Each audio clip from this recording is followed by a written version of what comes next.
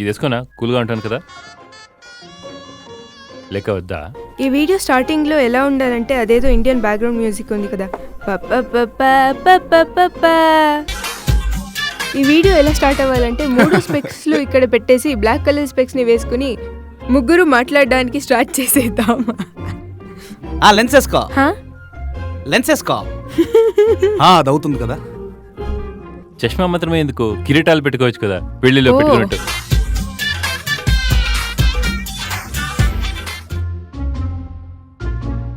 ఆచార్యజీ, ఈరోజు మేము the big sorry okay sorry సరే, ఆయన రెడీగా ఉన్నారు. ఇది కూడా పెట్టుకోవాలి వీడియోలో.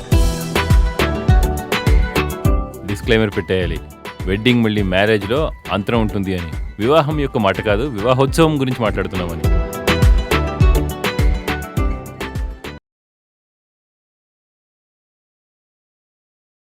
ఆచార్యజీ, మనం ఈరోజు the big Indian fat wedding గురించి మాట్లాడదాం. మాట్లాడండి. నా మొదటి ప్రశ్న ఇదే ఉంటుంది. ఇది బిగ్ ఫ్యాట్ వెడ్డింగ్ ఇండియాలోనే ఎందుకు అవుతుంది? చూడు, బిగ్ అని అంటున్నప్పుడు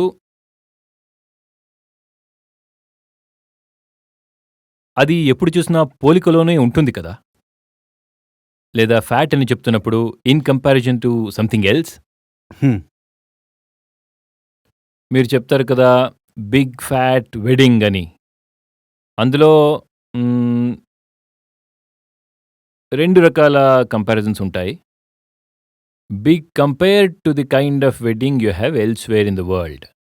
మిగతా ప్రపంచంలో ఇలాంటి పెళ్ళిళ్ళు లేకపోతే బిగ్ అని ఎందుకంటాం?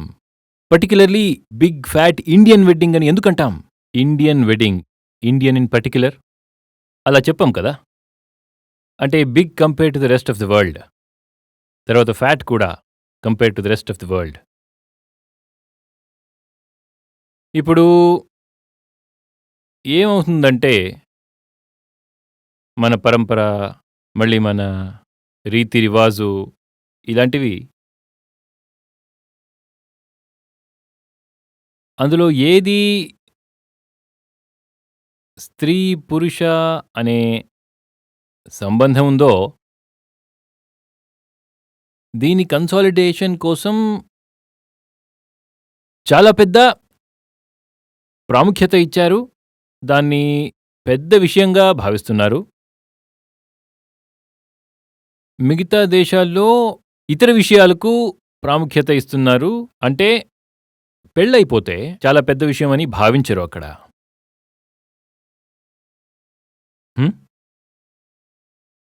మీరొక హిందుస్థానీని అడగండి, తన జీవితంలోని ముఖ్యమైన క్షణాలు లేదా పెద్ద సంఘటనలు ఏమి అని.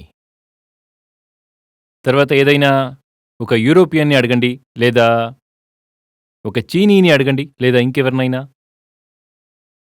చాలా సంభావన ఏంటంటే ఎప్పుడు కూడా హిందుస్థానీ పురుషుడు లేదా ఒక స్త్రీ చాలా కాన్ఫిడెంట్గా చెప్తాడు, నా జీవితంలో ఒక ముఖ్యమైన సంఘటన అంటే పెళ్ళి అని.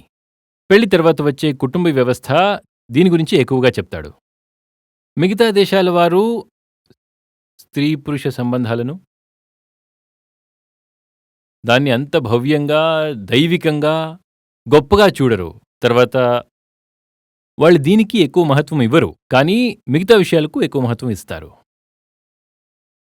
హిందుస్థానీ వాళ్ళు ఎంత మహత్వం ఇస్తారో ఈ వెడ్డింగ్ అనే, అందువల్ల ఈ హిందుస్థానీ వెడ్డింగ్ ఏముందో బిగ్ అండ్ ఫ్యాట్ అయిపోయాయి. It goes without saying. మీరు దేనికి ఎక్కువ ప్రాముఖ్యత ఇస్తారో దానికి చాలా పైసలు ఖర్చు చేస్తారు కదా. మిగతా ప్రపంచ దేశానికి ఇంపార్టెన్స్ ఇవ్వడానికి ఇంకా ఎక్కువ విషయాలున్నాయి.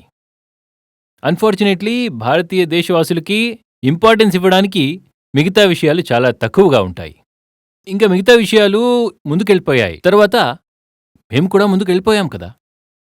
ఇలాంటి విషయాలకు మేము చాలా ప్రాముఖ్యత ఇచ్చాం. మేము దేనికి ప్రాముఖ్యత ఇచ్చాం? పెళ్ళి, పిల్లలు ఇలాంటి వాటిలో మేము చాలా ముందుకెళ్ళిపోయాం. జనసంఖ్య చాలా ఎక్కువైపోయింది కదా. తర్వాత ఈ పెళ్లి, వివాహం అనేవి చాలా ఎక్కువగా మనలో జరుగుతాయి. చిన్న వయసులోనే పెళ్ళిళ్ళు అయిపోతాయి. చాలా ఎక్కువ డబ్బు ఖర్చు చేసి మేము పెళ్లి చేస్తాం ఇక్కడ. చాలా ఎక్కువగా బ్లింగీ, పాంపస్ వివాహాలు ఇక్కడే ఎక్కువ జరుగుతాయి. మిగతా దేశాల్లో మిగతా విషయాలు చాలా ఎక్కువగా ఉంటాయి. అక్కడ స్పోర్ట్స్ ఎక్కువగా ఉంటాయి. ఇన్వెన్షన్స్ ఎక్కువగా ఉంటాయి. అక్కడ గొప్ప యూనివర్సిటీలు కడతారు. అక్కడ గొప్ప గొప్ప మెడికల్ ఇన్ఫ్రాస్ట్రక్చర్స్ ఉంటాయి. పెద్ద గొప్ప రీసెర్చ్ ల్యాబ్స్ కూడా చేస్తారు. వాళ్ళు ఏ విషయానికి ప్రాముఖ్యత ఇచ్చారో అందులో వాళ్ళు ముందుకెళ్లారు. మేము దేనికి ప్రాముఖ్యత ఇచ్చామో అందులో మేము ఇన్వెస్ట్మెంట్ చేశాము. ఏది మీకు ముఖ్యమనిపిస్తుందో అందులో మీరు ఇన్వెస్ట్మెంట్ చేస్తారు. మాట సరే కదా? మేం దేనికి ప్రాముఖ్యత ఇచ్చామో దానిలో ఇన్వెస్ట్మెంట్ చేశాము. మేమందులో ముందుకెళ్ళిపోయాం. మొత్తానికి ఇదే జరిగింది బిగ్ ఫ్యాట్ ఇండియన్ వెడ్డింగ్. దానికి కరెస్పాండింగ్గా ఏం చెప్పొచ్చంటే ఒక big fat US research lab అని చెప్పొచ్చు. అవును. లేదా the big fat German sports infrastructure. ఇప్పుడేమవుతుందంటే చైనీస్ యూనివర్సిటీలు చాలా వేగంగా ఉన్నతి పొందుతున్నాయి. అలాగే పేటెంట్, ఇన్వెన్షన్స్, పేపర్స్ ఇలాంటివి కూడా. వీటిలో కూడా చైనీస్ చాలా ముందుకెళ్తూ ఉన్నారు. The big fat Chinese educational infrastructure అని కూడా అనవచ్చు. వాళ్ళందరికీ ఏది నచ్చిందో అందులో ముందుకెళ్లారు. మాకు ఇది నచ్చింది ఏంటంటే the big fat Indian wedding. ఇందులో మేము ముందుకెళ్ళిపోయాం. రాదర్ ఒక స్టాట్ కూడా ఉంది that the wedding is 4th largest industry in the country ahead of steel, cars and technology. I don't suppose it's 4th anymore. Wedding industry ఈమె చెప్పినట్టు ఇది auto కన్నా ముందుంది, స్టీల్ కన్నా ముందుంది, తర్వాత టెక్ సెక్టర్ కన్నా ముందుంది, సన్ రైజ్ సెక్టర్ కూడా. నాకు అనిపించినట్టు ఇది 4వ స్థానం కన్నా ముందుకొచ్చేసింది. ఈ డేటా ఎప్పటిది? దిస్ డేటా ఇస్ ఎందుకంటే I have reasons to suspect this. మన వెడ్డింగ్ ఇండస్ట్రీ ఏముంది, ఇది చాలా వేగంగా పెరిగిపోతుంది. ఇది చాలా వేగంగా పెరుగుతూ ఉంది. ఎందుకంటే మన సేవింగ్ రేట్ తగ్గిపోయింది.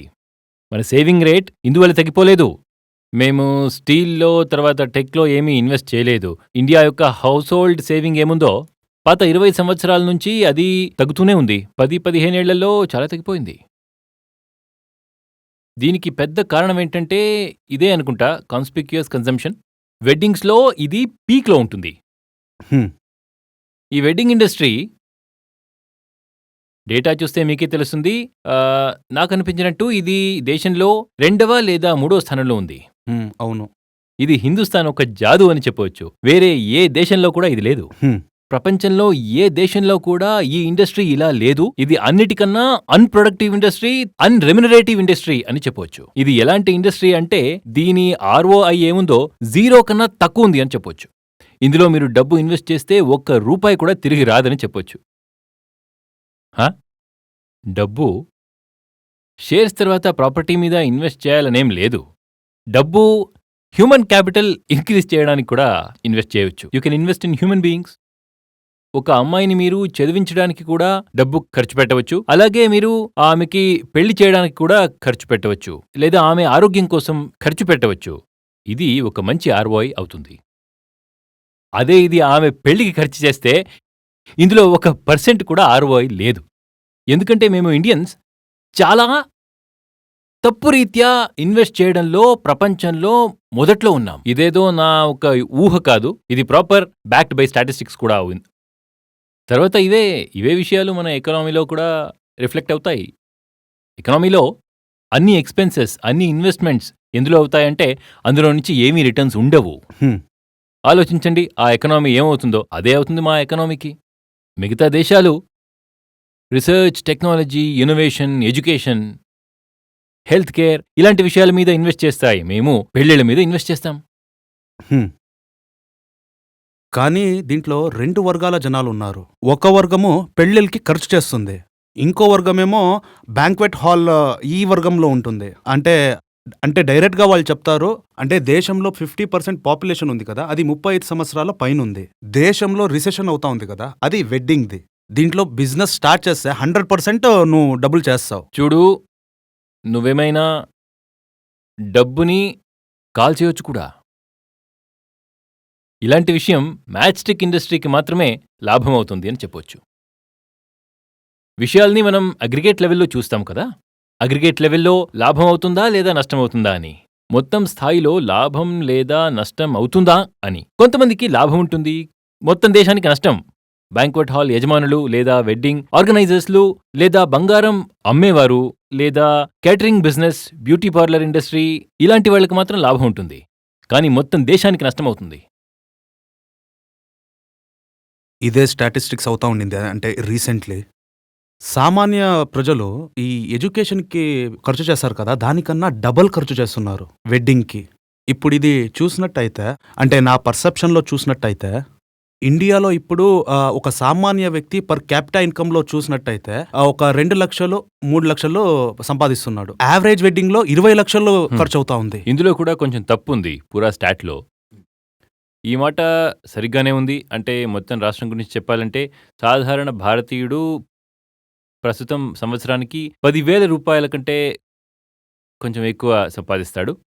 అందులో పెళ్లి కోసం, ఇంట్లో ఏదైనా పెళ్లి జరిగితే పెళ్లి కోసం ఒక సగటు వివాహానికి 10-15 లక్షల రూపాయలు ఖర్చవుతుంది. అంటే పేదవాళ్ల పెళ్లి, డబ్బున్న వాళ్ళ పెళ్లి కంపేర్ చేస్తే దాదాపు అంత ఖర్చవుతుంది.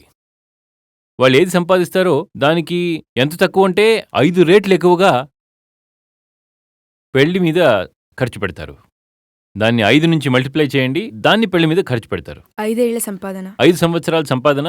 ఇది కూడా ఒక అండర్ స్టేట్మెంట్ అవుతుంది. వివాహంపై ఇంత ఖర్చు చేస్తారు కదా, ఇది కనీసం అంచనా. ఎందుకంటే ఇందులో వాళ్ళతో ఉన్న బ్లాక్ మనీ ఎంతుందో అది కూడా చేర్చలేదు. నా పర్సనల్ ఒపీనియన్ చెప్పాలంటే ఒక మనిషి 30 సంవత్సరాలు సంపాదిస్తాడు. ఆ 30 సంవత్సరాల్లో 10 నుంచి 15 సంవత్సరాలు ఏం సంపాదిస్తాడో అది పెళ్లి మీద ఖర్చు చేస్తాడు.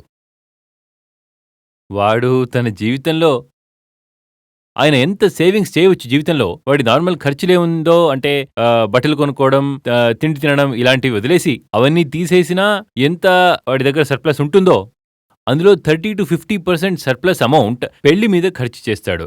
మనం జీవించిందే పెళ్లి కోసం అనేలాగా. ఇందులో ఒక ఫైన్ ప్రింట్ కూడా ఉంది. మీరు పెళ్లి ఖర్చు 5-10 నెలల సంపాదన గురించి చెప్పినప్పుడు ఆడ మగ 2 కలిసి యావరేజ్ చేసేశారు. అమ్మాయి వాళ్ళ తల్లిదండ్రులు ఏమన్నారో అబ్బాయి వైపు తీసేసి అమ్మాయి మాత్రమే చూడండి. అమ్మాయి వాళ్ళ విషయంలో ఇది 5 అనుకున్న జాగల్లో 10-15 కూడా అవుతుంది.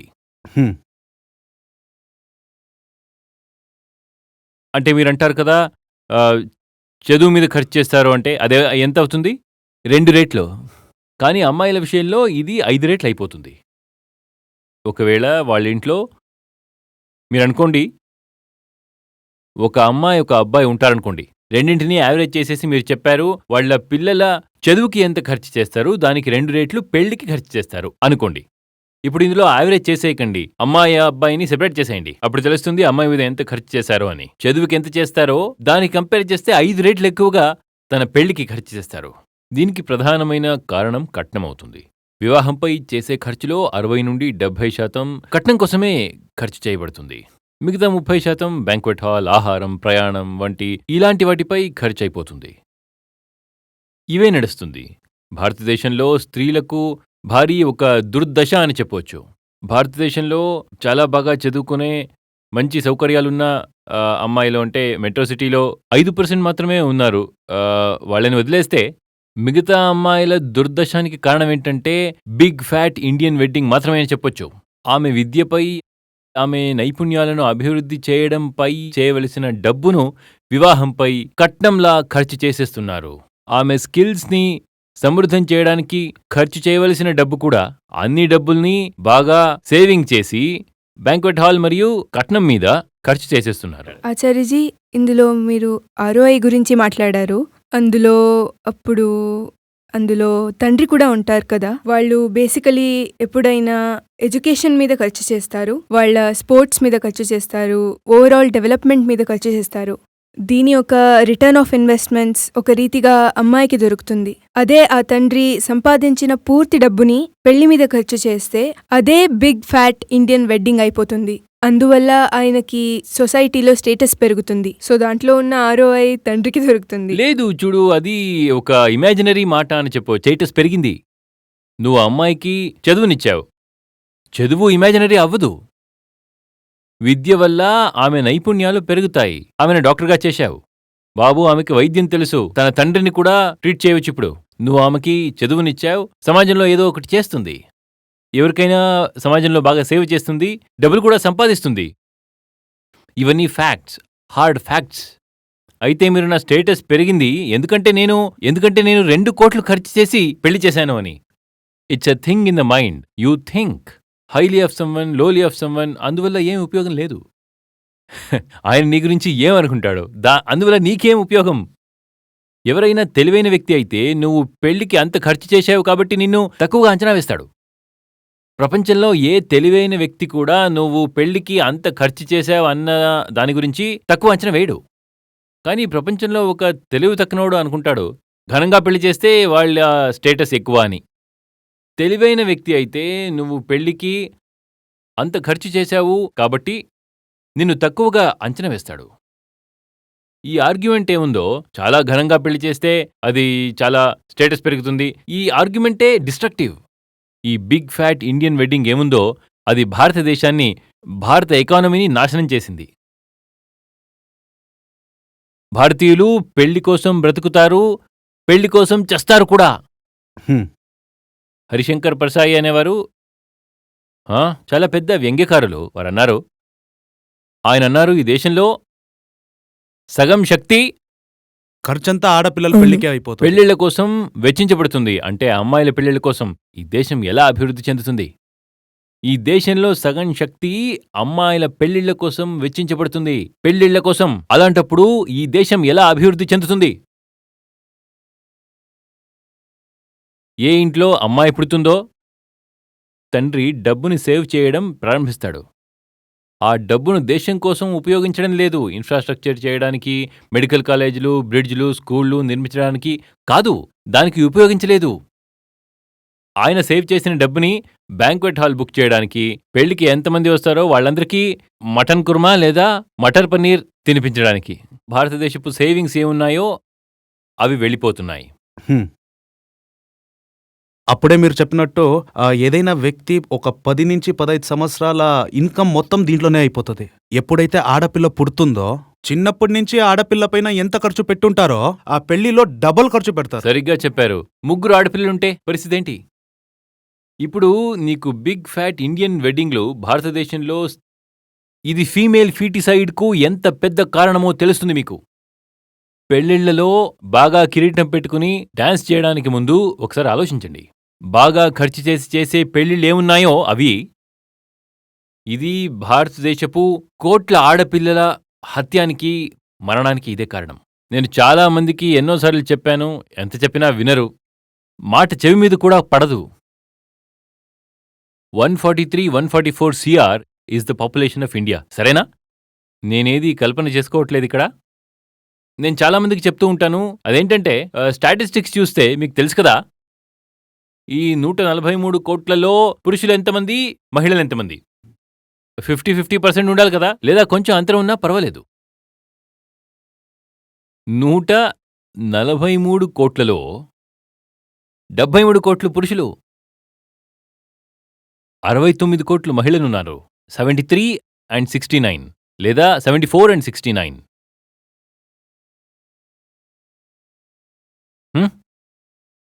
4 కోట్ల అంతరం ఉంది. 4 కోట్ల మహిళలు ఎక్కడికెళ్ళిపోయారో చెప్పండి? 4 కోట్లు. దీనికన్నా పెద్ద నరసంహారం ఎక్కడైనా అయిందా ప్రపంచంలో? దీనికి ప్రధాన కారణం ఇదే. The girl is financial burden to the parents. ఎంత దిగజారిపోయారంటే గర్భంలో చంపేస్తారు, నవజాత శిశువుల్ని కూడా చంపేస్తారు. అర్థమవుతుందా? ఒక ఆడపిల్ల పుడితే పుట్టకముందే 10 సంవత్సరాల పాటు సేవింగ్స్ చేయాల్సి వస్తుంది తన పెళ్లి మరియు కట్నం కోసం. ఒక అమ్మాయి విషయంలో గెలిచారనుకోండి, ఇంకో ఆడపిల్ల పుడితే ఏం చేస్తాడు? తండ్రి ఎలా సంపాదిస్తాడు, ఎలా సేవ్ చేస్తాడు? అందువల్ల చంపేయండి. ఇవే నడుస్తున్నాయి. బిగ్ ఫ్యాట్ వెడ్డింగ్స్లో డాన్స్ చేయడానికి వెళ్తారు కదా, తర్వాత ఎక్కడైనా నడుస్తాయి కదా బిగ్ ఫ్యాట్ వెడ్డింగ్స్, సెలబ్రేట్ చేస్తారు. ఏం నడుస్తుంది అనుకుంటారు? ఏం నడుస్తుంది అంటే హత్యాకాండం నడుస్తుంది. చాలా మందికి ఈ మాట నచ్చకపోవచ్చు, చాలా పవిత్రమైన వివాహాన్ని హత్యాకాండానికి కంపేర్ చేశారు అని. మీకు నచ్చకపోతే నచ్చదంతే. కానీ ఇది మాత్రం నిజం. ఇదే నిజం. మనం మన అమ్మాయిల రక్తం చిందించాము ఈ అనవసరమైన ఖర్చుల వల్ల. మీరు ఈ రీతి ఏం చెప్తున్నారో అది ఒక స్ట్రాంగ్ వర్డ్, హత్యాకాండ అన్నది. పెళ్లిని మీరు హత్యకి రిలేట్ చేశారు, కానీ సామాన్య మనిషి ఏముంటాడో వారి ఇంట్లో ఇప్పటికీ కూడా వారి ఇల్లు, వారి జీవితం గురించి మీరు విన్నే ఉంటారు. వాళ్ళ ఇంట్లో వెడ్డింగ్ కార్డులు ఉన్నా లేదా రాబోతున్నా, కానీ వాళ్ళ ఇంట్లో ఎప్పుడూ వెడ్డింగ్ కార్డులు, స్వీట్స్లు ఉంటే వాళ్ళ లోపల నుంచి రియాక్షన్స్ అరే వా, ఏమొస్తుందో. చాలా మజా వచ్చింది, మీకు శుభాకాంక్షలు, చాలా మంచి విషయం జరుగుతుంది, అవును. జీవితంలో చాలా మంచి విషయాలు జరుగుతున్నాయి. అండ్ వాళ్ళను చూసి వీళ్ళకి ఏమనిపిస్తుందంటే, సరేలే ఇద్దరు ఉన్నారు కదా, వాళ్లకు కొత్త జీవితం స్టార్ట్ అవుతుంది అని. ఏ కొత్త జీవితం షురూ అవుతుంది చెప్పండి? ఎవరికి కొత్త జీవితం ప్రారంభం అవుతుంది అని అనిపిస్తుందో వాళ్ళకి పెళ్ళవలేదా? మీకు కూడా పెళ్ళయింది కదా, మీకు ఏ కొత్త జీవితం షురూ అయింది చెప్పండి? మీ పిల్లల పెళ్ళిళ్ళైపోతే వాళ్ళకి ఎలా కొత్త జీవితం షురూ అవుతుంది చెప్పండి? మీరు పెళ్లి చేసుకోవాలంటే చేసుకోండి, అందులో మీరు పూర్తిగా విక్షిప్తమైపోయి పిచ్చివాళ్లలాగా డబ్బు ఎందుకు ఖర్చు పెడుతున్నారు? పెళ్లి చేసుకోవాలంటే చేసుకోండి, ఆ డబ్బుని సేవ్ చేసుకోండి ఏదైనా మంచి ఉపయోగం కోసం. అంటే నేను మళ్ళీ అదే విషయం గురించి మాట్లాడపోతున్నాను. అదే ఈ ROI గురించి. అయితే ఒక తండ్రి వాళ్ళ కూతురి మీద ఏమి ఖర్చు చేస్తారో, ఎడ్యుకేషన్ మీద అండ్ ఆల్ దట్, ఏదో ఒక రీతిలో ఆ కూతురికే వెళ్తుంది. అదే డబ్బు ఒక బిగ్ ఇండియన్ ఫ్యాట్ వెడ్డింగ్ మీద ఖర్చు చేస్తే ఈ ప్రెస్టీజ్లు, రిటర్న్లు ఏముందో నాన్నకు వెళ్తుంది. There is no tangible value being created. But it is perceived that way. Perceived value is not tangible, it's not real, na? Nobody will give you a damn for it. Life will not reward you for it. But it's a psychological reward. Psychological avadu. You live in the world of facts. Psychological అయితే మీరు నన్ను పొగడండి, నేను మిమ్మల్ని పొగడతాను. మీరు మహాన్ వ్యక్తులా, నేను మహాన్ వ్యక్తి అని చెప్పండి. మేమిద్దరూ మహావ్యక్తులు అయిపోయాం సైకలాజికలీ. అలా ఎవరైనా మహావ్యక్తులు అయిపోవచ్చు. ఇందులో ఫ్యాక్ట్ ఏమీ లేదు కదా, మన మధ్యలో మనమే అనుకోవచ్చు. గుప్తాజీ 4 కోట్లు ఖర్చు చేసి పెళ్లి చేశాడు, ఈయన మహాన్ వ్యక్తి అని. ఇంకొకరు ఖన్నా గారు, ఆయన 6 కోట్లు ఖర్చు చేస్తాడు, ఆయన ఇంకా మహాన్ వ్యక్తి. చీనీయులు నీ ఇంట్లోకి ప్రవేశించి నిన్ను ఓడించేస్తారు. వారు 10 కోట్ల రూపాయలతో మంచి టెక్నాలజీని అభివృద్ధి చేస్తున్నారు. మేమెందువల్ల మహాన్ వ్యక్తులు అయిపోయామో దాని నుంచి ఏమీ వాల్యూ లేదు. ఈయన 4 కోట్లు వ్యర్థం చేశాడు, ఆయన 6 కోట్లు వ్యర్థం చేశాడు. ఇంకొకటి చీనీయుడు అదే 10 కోట్ల రూపాయలతో చాలా గొప్ప. కానీ చీనీయులు ఆ 10 కోట్ల రూపాయలతో మంచి టెక్నాలజీని అభివృద్ధి చేసుకున్నారు. ఆ టెక్నాలజీలతో వారు నీ ఇంట్లోకి ప్రవేశించి గుప్తా, ఖన్నా వీళ్ళందరినీ ఓడించేశారు. ఈ కోరిలేషన్ అంటే it is not so straight forward for the people. అంటే పెళ్లిని ఇలాంటి విషయాలకి రిలేట్ చేసి చూస్తే ఐ బెగ్ టు డిఫర్. మేమందరం చాలా పెద్ద బిజినెస్ మ్యాన్లు. అందరూ చెప్తారు మేము పెద్ద బిజినెస్ మ్యాన్లు, మేము ఒక్కొక్క పైసాని లెక్కపెట్టి ఖర్చు చేస్తాం, మేమన్నీ లెక్క పెడతాము. ఇది ఎలా సాధ్యం? మనం ఇలాంటి విషయాలకి కోట్ల రూపాయలు ఖర్చు చేసేటప్పుడు మీకెవరు చెప్పరు మీరు డబ్బుని కాల్చేశారు అని. ఇది చాలా స్ట్రైట్ ఫార్వర్డ్ మాటేంటంటే, భగవద్గీతలో శ్రీకృష్ణుడు చెప్తాడు కదా, మనం ఏదో ఒక పనిలో మునిగిపోతే సత్యం కనిపించదు అని. ఇప్పుడేంటంటే, కళ్ల మీద అజ్ఞానం, ఆశ అనే పరదా ఎప్పుడు పడుతుందో ప్రత్యక్షంగా ఉన్నా మాకు నిజం కనపడదు. మీరేమీ చేయట్లేదు, డబ్బుని కాల్చేస్తున్నారు, దాని మీద ఏమీ రిటర్న్ ఆఫ్ ఇన్వెస్ట్మెంట్స్ ఉండదు. నేను చూశాను ఇట్లాంటి ఆర్గ్యుమెంట్లో జనాలు ఈ పెళ్లిల్లోనే ఈ కాస్మెటిక్స్ పైన, డ్రెస్సుల పైన ఖర్చు చేస్తారు. అంటే ఇవన్నీ ఒకే రకమైన ఇండస్ట్రీలు, అర్థమవుతుందా? అన్నీ ఒకే రకమైన ఇండస్ట్రీలు, వీటితో ఏ అభివృద్ధి కూడా జరగదు. ఇప్పుడు ఏ వ్యక్తి లేదా ఏ దేశానికి నిజమైన అభివృద్ధి ఉండదు. వారు ముందుకు వెళ్లి సంపన్నంగా మారతారని చెప్పడం తప్ప వారు గులాములైపోతారు. నీ ఎదురుగా ఉన్నవాడు ఆయుధాలు తీసుకుని వస్తుంటే నీ కల్పనతో వాటితో పోరాడగలవా? నేను గౌరవనీయుడు, ఇది నాదేమి, ఇది నా కల్పన, ఇది నా భావన. ఎదురువాడి దగ్గర ఒక నిజమైన ఆయుధం ఉంది, నా దగ్గరేముంది? ఇమాజినేషన్ ఉంది. Imagination, because I'm a respectable man since I held a fat wedding. ఈ ఇమాజినేషన్, ఈ కాన్సెప్ట్, ఈ యొక్క బిలీఫ్ ఎదుటివాడి నిజమైన ఆయుధానికి సమాధానం అవుతుందా చెప్పండి? కానీ ఆచార్య గారు, నేను ఇదే విషయం గురించి ఇంకొంచెం అడగాలనుకుంటున్నాను. ఇప్పుడు కూడా జనాలకి ఇది రిలేట్ అయ్యకపోవుండొచ్చు. ఎందుకంటే ఒక సాధారణ వ్యక్తి ఏమనుకుంటాడంటే, ఈ ఈ డిఫెన్స్ విషయం అయ్యుండొచ్చు, చైనా విషయం అయ్యుండొచ్చు. అక్కడ అన్నీ గవర్నమెంట్‌ది రోల్ వచ్చేస్తుంది. అండ్ గవర్నమెంట్ వాళ్ళు అన్నిటిని ఫుల్‌ఫిల్ చేసేస్తారు. గవర్నమెంట్‌కి డబ్బు దాని ఎక్కడి మీద నుంచి ట్యాక్స్ వస్తుంది? పే నువ్వు చేస్తాను. సేవింగే చేయకపోతే. గవర్నమెంట్ నీ ట్యాక్స్‌ల మీద ఆధారపడి లేదు కదా! మీరు కట్టే ట్యాక్స్ వల్ల గవర్నమెంట్‌కి రెవెన్యూ వస్తుంది. కానీ చాలా సార్లు మీరిచ్చే రెవెన్యూ రసీట్లు ఏం చెప్పండి? సర్కారానికి క్యాపెక్స్ అవ్వదు. క్యాపెక్స్ అంటే ఎకనామీలో క్యాపిటల్ ఫార్మేషన్. అంటే ఒక ఐఐటీ చేయాలి అనుకోండి. అది మీరు కట్టే ట్యాక్స్ డబ్బుల వల్ల మాత్రమే కట్టడానికి అవ్వదు. ప్రభుత్వం దానికోసం మీ యొక్క సేవింగ్స్‌ని యూజ్ చేసుకుంటుంది. ప్రభుత్వం నీవు బ్యాంక్‌లో, మ్యూచువల్ ఫండ్‌లో డబ్బు పెట్టాలని కోరుకుంటుంది. నువ్వు బ్యాంక్‌లో పెట్టిన డబ్బుకు ఏమవుతుందో తెలుసుకుంటున్నావా నువ్వు? చెప్పు. ప్రభుత్వం ఎందుకు పొదుపును ప్రోత్సహిస్తుంది? ఎందుకంటే నువ్వు బ్యాంక్‌లో పెట్టిన డబ్బును తిరిగి తీసుకోవాలని అనుకోవు. నీ డబ్బు బ్యాంక్‌లో ఉంటుంది అంతే. ప్రభుత్వం దాన్ని తీసుకుంటుంది. దాంతో గవర్నమెంట్ ఏం చేస్తుంది? Like invest. ఇన్వెస్ట్. ప్రభుత్వం దాంతో భారీ మూలధన నిర్మాణాలు చేస్తుంది. మీరు కట్టే ట్యాక్స్ వల్ల అది అవ్వదు. అవును. ట్యాక్స్ అనేది చాలా చిన్న విషయం. ట్యాక్స్ ఎందుకు ముఖ్యమంటే యాన్యువల్ బడ్జెట్ కోసం. ట్యాక్స్ గురించి అన్ని క్యాల్కులేషన్స్ యాన్యువల్ బడ్జెట్లో వస్తుంది. ఇంకా క్యాపిటల్ ఫార్మేషన్ అనేది ఒక సెపరేట్ విషయం. సరేనా? Budget is much more about revenue collection and revenue expenditure. Budget అనేది క్యాపిటల్ సైడ్కి చాలా టచ్ అవ్వదు. హ్మ్. మీరెప్పుడు సేవింగ్స్ చేస్తారు కదా, రాష్ట్రం సేవింగ్స్ చేస్తుంది. అప్పుడు రాష్ట్రం యొక్క నిర్మాణం అవుతుంది. హ్మ్. ఇలా అర్థం చేసుకోండి. అప్పుడు మీకు అర్థమవుతుంది. ఎయిమ్స్ కట్టాలనుకుంటే నీ పన్నులతో ఎయిమ్స్ ఉద్యోగులకు జీతాలివ్వచ్చు. అవును. హ్మ్. ఎందుకంటే వాళ్ళ శాలరీ గవర్నమెంట్ రెవెన్యూ ఎక్స్పెన్స్. ఎయిమ్స్లో పనిచేసే వాళ్ళ శాలరీ నీ ట్యాక్స్ నుంచి ఇవ్వచ్చు. ఎయిమ్స్ని నీ ట్యాక్స్ డబ్బు నుంచి కట్టడం చాలా కష్టం. హ్మ్. ఎయిమ్స్ నీ సేవింగ్స్ నుంచి కట్టవచ్చు. ఇప్పుడు నువ్వు సేవింగ్స్ చేయకపోతే, నువ్వు పెళ్లికి డబ్బు ఖర్చు చేస్తే ఎయిమ్స్ ఎలా నిర్మిస్తారు? ప్రభుత్వం ఏమైనా డబ్బు ప్రింట్ చేస్తుందా? అలా చేస్తే ద్రవ్యోల్బణం పెరుగుతుంది. అంటే ఇన్ఫ్లేషన్ పెరుగుతుంది. హా! అవును. అయితే బేసికలీ ఈ యొక్క ఇండస్ట్రీని పూర్తిగా రన్ చేసి, ఈ పెళ్ళిళ్ళని అందరూ సేక్రెడ్ ఇమేజ్‌లా ఏం చూస్తున్నారు?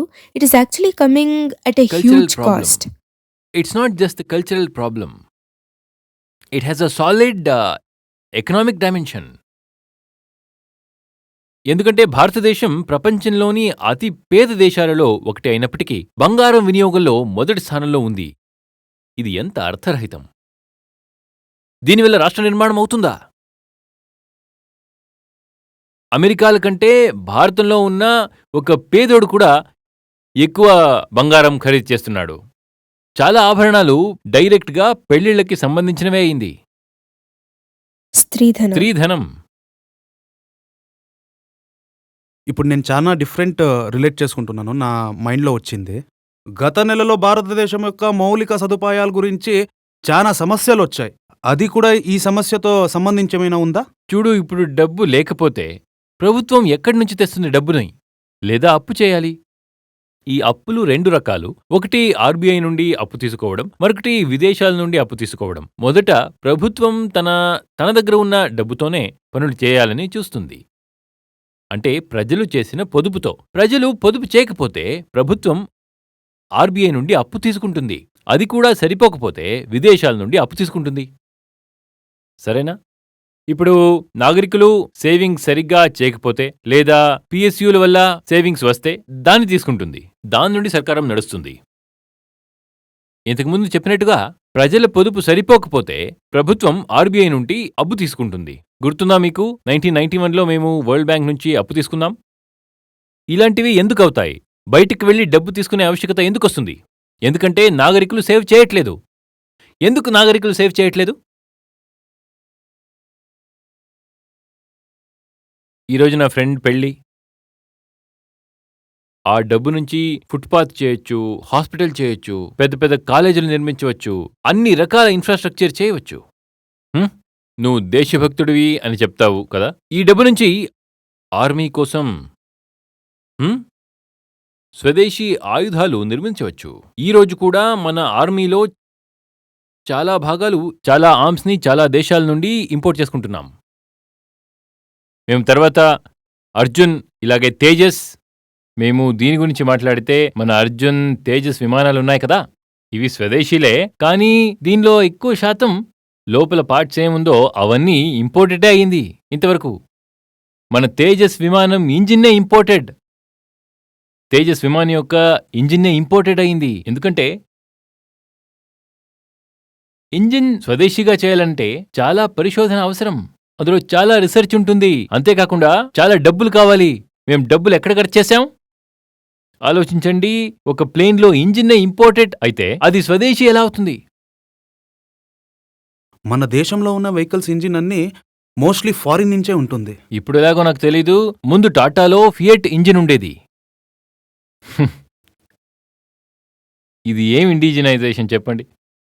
డిఆర్డిఓ గాలిని పీల్చుకుని నీరు తాగి పని చేయలేదు కదా. డిఆర్డిఓకి ఫండ్స్ ఇస్తే అప్పుడు పని చేస్తుంది. కరెక్ట్. అవును.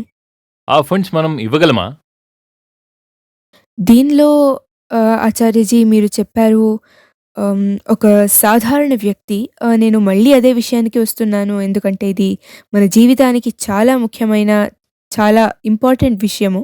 అయితే ఈ సాధారణ వ్యక్తికి ఆ ఒక ఇండియన్ వెడ్డింగ్ ఏముందో అది ఫ్యాట్ వెడ్డింగ్ అయి ఉండొచ్చు, లేదా వాళ్ళకి ఎలా అవుతుందో అలా చేయొచ్చు, కానీ అది వాళ్ళకి ఇంపార్టెంట్ ఈవెంట్ అయి ఉంటుంది. కానీ మీరు చెప్పారు ఆ వాల్యూ రియల్ కాదని. అది ఒక అదేదో వర్డ్ కూడా యూజ్ చేశారు మీరు, పర్సీవ్డ్ వాల్యూ, రియల్ వాల్యూ కాదని. నేను మిమ్మల్ని ఇట్స్ ఎ నోషన్. అడగాలి. Please understand, it's a notion. చైనాలో ఒకప్పుడు అమ్మాయిల పాదాలు చిన్నగా ఉంటేనే అందంగా ఉంటారు అని నమ్మేవారు. ఇది ఎంత వింతగా ఉంది కదా. అందుకే చిన్న బూట్లు వేయించి వారి పాదాలను పాడు చేసేవారు.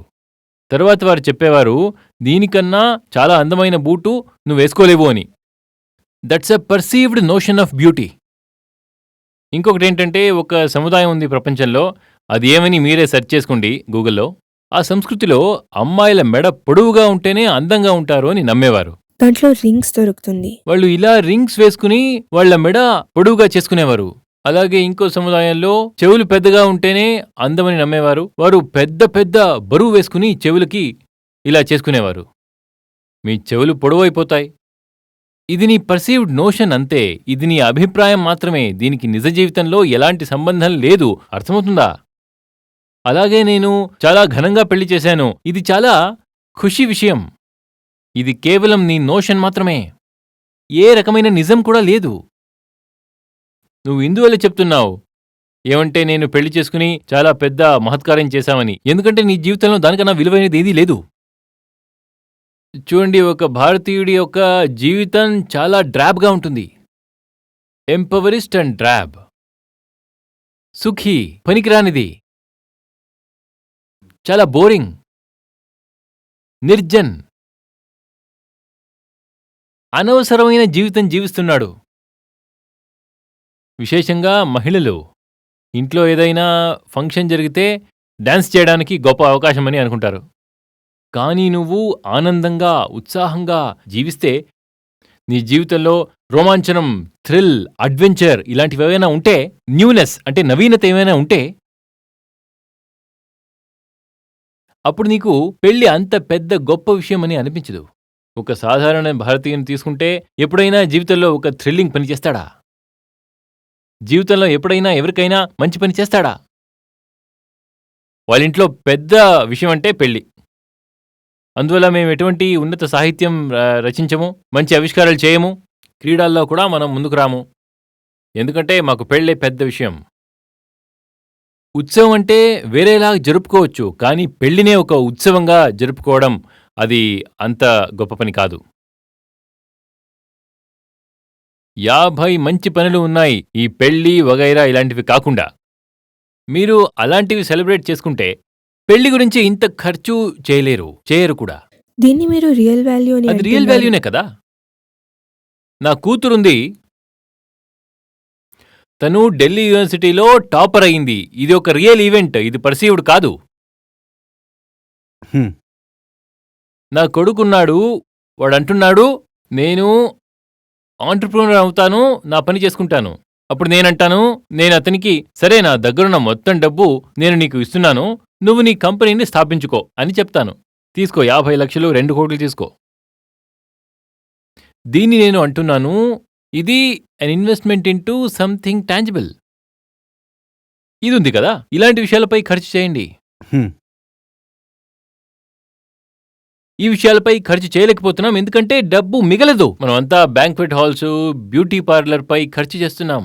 It's a loop. It's a loop. It's a loop. It's a loop. ఇంతకన్నా ముందు ఇక్కడ కెమెరా చూపించండి. కెమెరా తీసి ఈమెని ఫోకస్ చేయండి. గురుగారు, నేను చెప్పేదేమంటే, నా వాదం చాలా మందికి నచ్చదు, స్పెషల్లీ ఇండియన్స్కి. కానీ చాలా మంది అర్థం కూడా చేసుకుంటారు ఇది ఒక ఇంపార్టెంట్ అని. నేను చెప్పాల్సిందేమంటే, నేను టాప్ చేశాను డీఓలో, ఇంకా ట్రాన్జిబుల్ వాల్యూ క్రియేట్ చేశాను. అంతే వాల్యూ ఇది కూడా అయింది. అంటే నేను ఒక సక్సెస్ఫుల్ మనిషితో కలిసి నేను ఒక బిజినెస్ స్టార్ట్ చేశాను. That also settles me for ever. అది కూడా నాకు ఒక పెద్ద నిర్ణయం. నేను ఒక స్త్రీగా, being a women, as a women నేను చెప్తున్నాను, నేను డియూ టాప్ చేశాను, ఒక మంచి అబ్బాయిని పట్టుకున్నాను, తర్వాత నా జీవితం సెటిల్ అయిపోయింది, అతను నన్ను బాగా చూసుకుంటాడు, బాగా జీవితంలో చాలా బాగా చూసుకుంటాడు అని. ఇవి రెండు కంపేరబుల్ ఈవెంట్స్. ఆ పర్స్పెక్టివ్తో అయితే ఎస్. ఇది తన పర్స్పెక్టివ్ నుంచే. తను ఇన్వెస్ట్మెంటే చేయలేదు, తనకి ఎక్కడ పర్స్పెక్టివ్ ఉంటుంది? ఆమెను చిన్నప్పటి నుండి మంచి పాఠశాలలో చదివించుంటే ఆమెకు ఇలాంటి ఆలోచన రాదేమో. ఒక అమ్మాయికి ఇలాంటి ఆలోచన వస్తే అంటే ఆమె నాశమైపోయింది. ఎందుకంటే నువ్వు ఆమెను చౌకైన పాఠశాలలో చేర్చి ఆమెకు మంచి విద్య ఇవ్వకుండా ఆమెను పెళ్లికి సిద్ధం చేస్తున్నావు అంటే అప్పుడు ఆమెకి ఇలాంటి ఒక పర్స్పెక్టివ్ వచ్చుండేది కాదు కదా. అప్పుడు చదువుకోవడం కంటే మంచి అబ్బాయిని పెళ్లి చేసుకోవాలి, మంచి కోడి దొరికింది జీవితాంతం తినేస్తా. ఇది చాలా చెడు ఆలోచన కదా, అమ్మాయిదైనా అబ్బాయిదైనా కానీ. దాని ఫలితంగా సమాజంలో సగం మంది మహిళలు కాంట్రిబ్యూట్ చేయలేకపోతున్నారు. అది నిజమే కదా. దేశంలో సగం మంది మహిళలు భర్తల కాళ్ళు పట్టుకుని కూర్చుంటే రాష్ట్ర నిర్మాణం అనే మాట మర్చిపోండి పూర్తిగా. ఎలాంటి రీత్యా దేశానికి మంచి చేయడానికి, దేశం ఎకానమీ పెరగడానికి సాధ్యం కాదు. భర్తలు తమ భార్యలను పోషిస్తారని అనుకోవడం మూర్ఖత్వం అవుతుంది. మహిళలను చాలా తక్కువగా చూస్తారు. అంటే నేను చెప్పేది, సమాజంలో పెద్ద పెద్ద పెళ్ళిళ్ళు అవుతుంది కదా, మా ఇంట్లో కానీ మా ఏరియాలో కానీ ఎక్కడైనా కానీ ఒకలాగా సోషల్ ప్రెషర్ క్రియేట్ అవుతా ఉంది. మొత్తం దేశంలో కాన్సిక్వెన్స్ క్రియేట్ చేస్తూ ఉంది. చాలా ఇన్ఫ్లుయెన్సర్స్ పెళ్ళిళ్ళని చాలా గ్లోరిఫై చేస్తారు, గ్లామరైజ్ చేస్తారు. నా దృష్టిలో వీళ్ళంతా అపరాధులు. చాలా పెద్ద అపరాధులు. ఇది ఒక పెద్ద నాటకంలా ఉంటుంది. పెద్ద పెద్ద పెళ్ళిళ్ళు, అందులో గ్లోబల్ ఇన్ఫ్లుయెన్సర్స్ ఉంటారే, వీళ్ళంతా మీడియా పెద్ద పెళ్ళిళ్లను ప్రచారం చేస్తుంది. ఇన్ఫ్లుయెన్సర్ల ఆడంబరాల గురించి మాట్లాడతారు. ఇవన్నీ ఉన్నాయి కదా, ఒకటి కంటే ఒకటి ఎక్కువ క్రింజ్ మాటలు. ఇది ఇలా కూడా అయ్యుండొచ్చు. అంటే అది ఇంతే ఖర్చులు చేస్తున్నే వాళ్ళు మేబీ ఇతర జగాలలో ఇన్వెస్ట్మెంట్స్ చేసుండొచ్చు. దాని ఇన్ఫ్లుయెన్స్ అయ్యుండొచ్చు చూడండి, జనాలకి. పెద్ద పెళ్ళిళ్ళు ఘనంగా ఏం చేస్తారో వాళ్ళు తమ నెట్ వర్త్ లో 1% కూడా పెళ్లికి ఖర్చు చేయరు. వారిని చూసి ఒక సామాన్య రైతు తమ ఆదాయంలో 20% ఖర్చు చేసేసి బర్బాదైపోతాడు. ఒక శ్రీమంతుడు ఎంతైనా ఖర్చు చేయని తన నెట్ వర్త్ యొక్క 1% మాత్రమే ఖర్చు చేస్తాడు. వాడికి అంత ఏం ఫరక్ పడదు. వాళ్ళని చూసి ఈ మధ్యతరగతి వాళ్ళు, అప్పర్ మిడిల్ క్లాస్ వాళ్ళు ఉంటారు కదా, వాళ్ళు ఇందువల్ల ఖర్చు చేసి జీవితాన్ని ప్రత్యక్ష నరకం చేసుకుంటారు.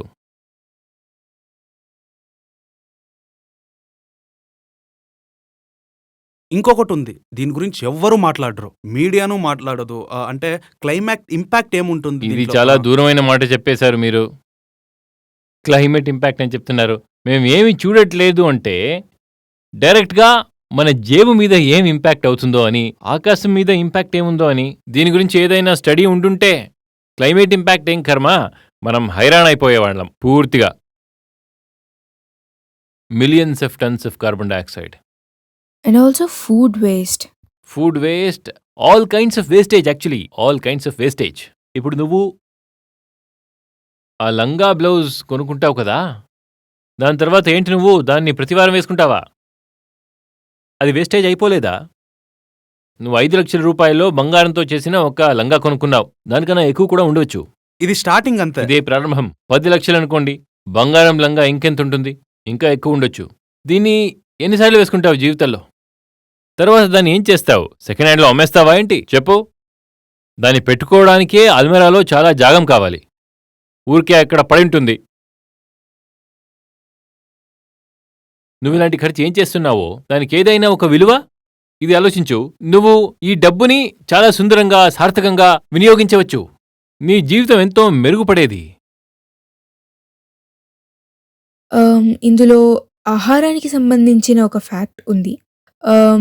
ఇన్ అన్ యావరేజ్ ఇండియన్ వెడ్డింగ్స్లో 200 to 300 kg ఫుడ్ వేస్ట్ అవుతుంది. అంటే ఇది ఆన్ అన్ యావరేజ్. ఇది టోటల్ ఫుడ్ వేస్ట్లో 20% అవుతుంది. ఓకే, మొత్తం ఇండస్ట్రీలో 14 బిలియన్ USD ఫుడ్ వేస్ట్ అవుతుంది. ఫుడ్ వేస్ట్ అవుతుంది. ఇది చాలా విషాదమైన మాట. వెడ్డింగ్ ఇండస్ట్రీల పేర్లతో విషాదం ఇది. వెడ్డింగ్స్ గురించి డిస్కస్ చేస్తున్నాం, మ్యారేజెస్ గురించి కాదు. యాంటీ మ్యారేజ్ ప్రొపగండా కాదు ఇది. డిస్క్లైమర్ వేసేయాలి. వెడ్డింగ్ మరియు మ్యారేజ్కి అంతరం ఉంటుంది. మేము వివాహం గురించి కాదు, వివాహోత్సవం గురించి మాట్లాడుతున్నాం. సార్ ఇంకొకటి కూడా ఉంది. అదే మన దేశంలో డివోర్స్ రేట్ ఉంది కదా, అన్నిటికన్నా తక్కువ 1% ఉంది. అంటే ఏ దేశంలో పెళ్ళైనాక డివోర్స్ అవ్వదో ఆ దేశంలో తనకు తాను పెళ్లి ఒక మైల్ స్టోన్ క్రియేట్ చేస్తుంది. ఏమంటారు? చూడు, ఇది చాలా విచారం మరియు చర్చించదగిన విషయం. అర్థమవుతుందా? విడాకుల రేటు తక్కువగా ఉండడం అది దేశం మరియు సమాజానికి మంచిదా లేదా చెడా? హ్మ్. రెండు వ్యక్తుల మధ్య గాఢమైన ప్రేమ ఉంటే వాళ్ళు ఒక్కరిని వదిలి ఇంకొకరుండరు, ఇంట్లో నుంచి పారిపోరు. తర్వాత పంజరంలో ఉన్న పక్షి కూడా ఎప్పుడూ బయటికి పారిపోదు. దీని అర్థం 2 రకాలుగా ఉంటుంది. ఒకటి, ప్రేమ ఎక్కువగా ఉంటుంది, లేదా బంధనం కూడా ఎక్కువగా ఉంటుంది, లేదా బానిసత్వం ఆధారపడటం భయం వల్ల కావచ్చు. 2 విషయాలు కూడా ఉన్నాయి ఇక్కడ. ఏది నిజమన్నది మీ వివేకం పట్టి ఉంటుంది. ఒక పక్షి మీ ఇంట్లో వచ్చి కూర్చుంటుంది, తర్వాత ఎప్పుడు చూసినా అది మీ ఇంట్లోనే ఉంటుంది అనుకోండి. దీనికి కారణం 2 రకాలుగా ఉంటుంది. ఒకటి, పక్షికి మీతో ప్రేమ కలిగింది. ఆ పక్షి మీ ఇంట్లోకి వస్తుంది, మీ మీద కూర్చుంటుంది, మీతో చాలా సమయం గడుపుతుంది, అంటే చాలా ఎక్కువ సమయం. ఒక పక్షి ఉంది, ఒక కుక్క కూడా ఉంది. విషయం ఏంటంటే మీ ఇంట్లో ఒక పక్షి లేదా కుక్క ఉంటుంది.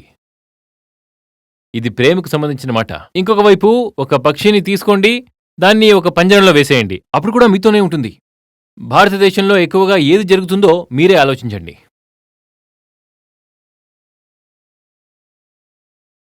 ఆచార్యజీ, ఇందులో మరొక డేటా ఉంది. ఈ వెడ్డింగ్ ఇండస్ట్రీ వేరే ఇండస్ట్రీ మీద ఏం ఇంపాక్ట్ చేస్తుంది అని ఒక చిన్న డేటా ఉంది.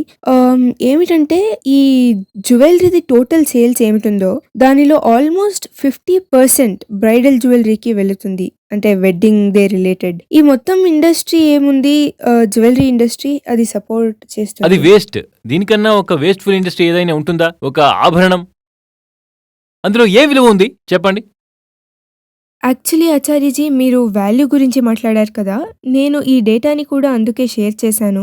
దీనిలో ఇంకా 2 డేటాలున్నాయి. అదేంటంటే మీకు మొత్తంగా క్లోతింగ్స్లో ఏం ఖర్చు అవుతుందో దానిలో ఆల్మోస్ట్ 10% మీకు వెడ్డింగ్స్లోనే ఖర్చు అవుతుంది ఆల్మోస్ట్. అండ్ క్యాటరింగ్ది కూడా ఉంది. Catering accounts for 20% of wedding cost, while events makeup around 15%. అయితే జనాలు ఈ డేటాలను చూసిన తర్వాత ఫస్ట్లీ ఏమనుకుంటారంటే, ఎవరైనా ఈ ఇండస్ట్రీ గురించి విరుద్ధంగా మాట్లాడినా, అంటే భయ్యా దిస్ ఇస్ నాట్ రైట్ అని, డైరెక్ట్ ఇంపాక్ట్ అన్ని ఇండస్ట్రీ మీద పడుతుంది. అండ్ జనాల మనసులో ఈ ఎకనామిక్ది ఇమేజ్ ఏముంటుందంటే, సరే నేను ఇప్పుడు ఖర్చు చేస్తే వేరే వాళ్లకు ఈ డబ్బు ఎవరి దగ్గరికి వెళ్ళదు. ఆలోచించు. There is something called the ICOR, incremental capital output ratio. ఈ క్యాపిటల్ ఏముందో అందులో అవుట్పుట్ ఎంత వస్తుంది? నేను డబ్బుని నెక్లెస్ మీద ఖర్చు పెడుతున్నాను వర్సెస్ డబ్బుని ఒక మంచి క్లీన్ గ్రీన్ విండ్ ఎనర్జీ ప్లాంట్లో లేదా సోలార్ ఎనర్జీలో వేస్తే ఏంటి ఇది ఒకటే విషయమా? ఏంటి ఒకే విషయమా? నీ జుమ్కీ మీద డబ్బులు పెట్టేశాను, అప్పుడు చెప్పు దాని నుండి ఏం అవుట్పుట్ వస్తుందో చెప్పు. తర్వాత నేను డబ్బు పెట్టాను ఎందులో? సోలార్ ప్లాంట్లో, ఒక పెద్ద సోలార్ ప్లాంట్లో లేదా ఒక విండ్. మీరు ఇన్వెస్ట్మెంట్ గురించి హా, మాట్లాడారు. డబ్బులు పెడుతున్నారు కదా, ఖర్చు చేస్తున్నారు కదా. అలాగే ఒక సామాన్య మనిషి కూడా గ్రీన్ ఎనర్జీలో డబ్బులు పెట్టొచ్చు. అంటే తనే వెళ్ళి ప్లాంట్ని కొనుక్కోనక్కర్లేదు. మీరు వెళ్ళి అక్కడ షేర్స్ కొనుక్కోండి, అక్కడ మీరు ఇన్వెస్ట్ చేసినట్టే. You are now one of the owners of that firm, అంటే ప్రాజెక్ట్. అవును. సరేనా?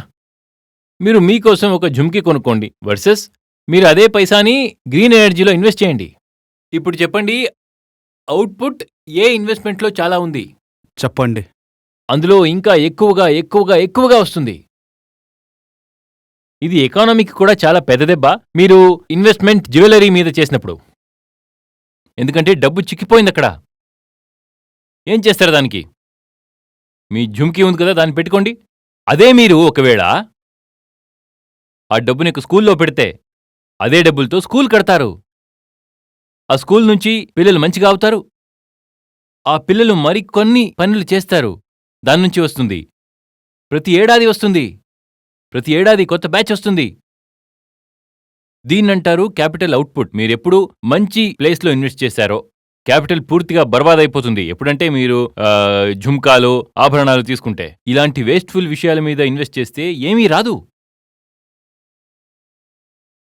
ఇంకా నేను ఫైనాన్షియల్ ఆర్ఓఐ గురించి మాట్లాడట్లేదు. కొంతమంది అంటారు బులియన్.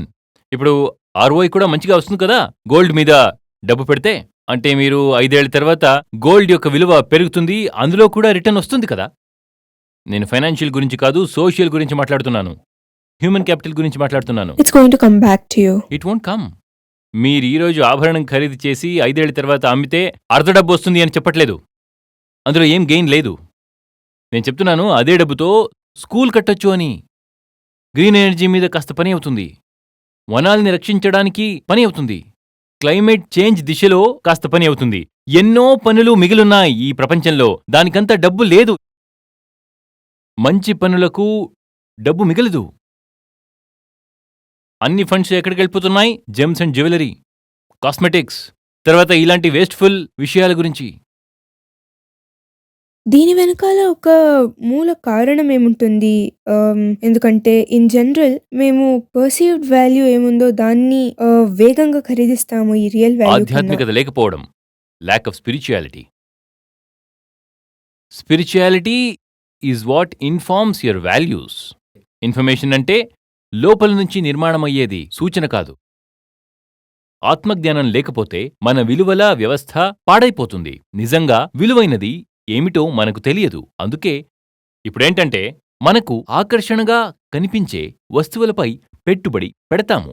ఈవెన్ మేము ఆధ్యాత్మ గురించి మాట్లాడినా అది ఒక సాధారణ వ్యక్తి మనసులో ఆ పర్సీవ్డ్ వాల్యూ ఏముంటుందంటే దానికి ఫైనల్ ఆధ్యాత్మలో ముక్తి గురించి మాట్లాడు, వైరాగ్య గురించి మాట్లాడు, మిగతావన్నీ వదిలేయి అని. ఆధ్యాత్మకి ఎకనామిక్స్కి ఒక రిలేషన్ ఉంది. అయితే డైరెక్ట్లీ ఈ ఎడ్యుకేషన్ సిస్టంలో నుంచి మన జీవితంలో ఆధ్యాత్మికత ఏ వస్తువుకు ఎంత విలువ ఇవ్వాలి అని మనకు చెప్తుంది. విలువైన వస్తువులపైనే పెట్టుబడి పెడతాం కదా. ఆధ్యాత్మికత మన ఇదే ప్రపంచంలో మోసపోకుండా కాపాడుతుంది. ఎలాంటి వస్తువుల మీద ఇన్వెస్ట్ చేస్తారో దానికి ఏ విలువ కూడా ఉండదు.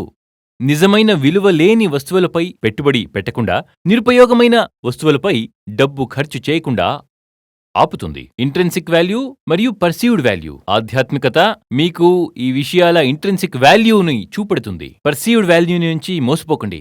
కానీ ఇదైతే చాలా డిఫరెంట్ మాట ఈ కాలంలో.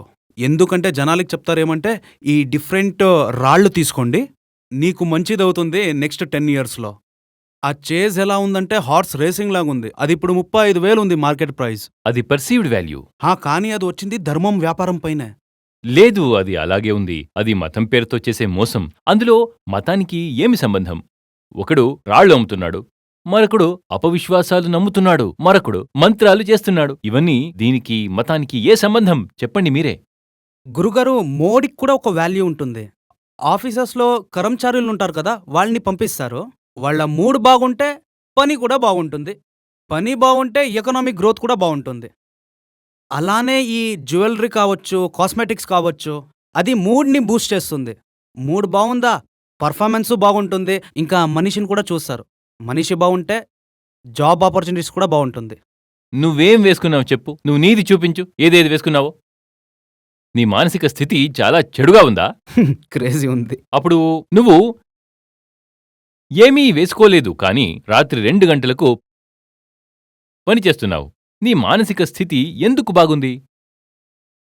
నీ ముక్కు మీద నత్తుందా? ఏముంది? అదేముందో జేబులో. అంతా. లేదా నీ గొంతులో హారం ఉందా చెప్పు. హా? తర్వాత ఇక్కడ నువ్వు నగలు వేసుకున్నావా? ఇవన్నీ భారతీయ స్త్రీ వందలాది రకాల ఆభరణాలు వేసుకోవాలని పిచ్చి ఉంది. నువ్వు ఏం వేసుకున్నావు? కడుపులో, నడుములో, కాళ్లలో లేకుండానే నీ మానసిక స్థితి ఎలా బాగుంది? పురుషులు కూడా ఆభరణాలు వేసుకుంటారు. నువ్వు ఎందుకు వేసుకోవడం లేదు? నేను ఎప్పుడూ ఏమీ వేసుకోను. నువ్వు కూడా ఏమీ వేసుకోవు. ఏ ఆభరణాలు కూడా వేసుకోవు. నేను ఎప్పుడూ ఏ ఆభరణాలు ఏమీ వేసుకోను. ఎప్పుడూ ఇలాగే ఉంటాను. ఇలాగే బాగుంది కదా. వీడు కూడా ఏమీ వేసుకోలేదు కదా. అయినా మన మానసిక స్థితి బాగుంది కదా. నీ మూడు పాడైపోయిందా? లేదు కదా. బాగానే ఉన్నాం కదా.